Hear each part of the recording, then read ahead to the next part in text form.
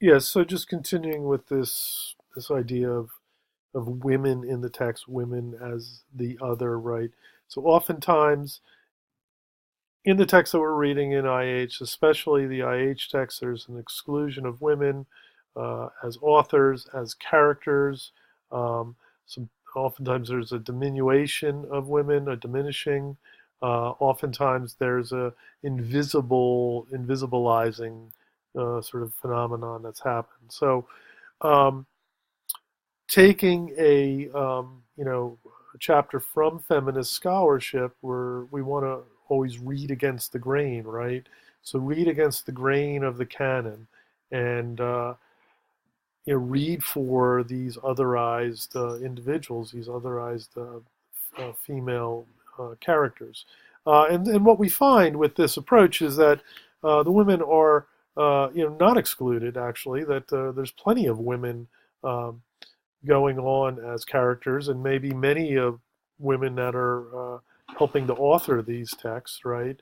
So there is definitely a feminine presence there, and we want to definitely make sure. What we want to make sure is that we're reading it not in a sort of patriarchal or colonizing type way, that we're trying to read against the grain and really sort of empower these characters. And my experience has been with this approach, and especially in IH1, that you don't really need to do too much. The texts really speak for themselves, whether it's the Hebrew Bible um, or the Sanjata here, or even Gilgamesh, right? There are just plenty of strong female characters that are oftentimes dominating the action, but because they're not listed in the title of the text, people have a tendency to just not see them, not read them. So we want to make sure that we're reading for them. Sympathy for Sumaworo is another type of otherizing text. Sumaworo traditionally has been seen as the great villain of the text.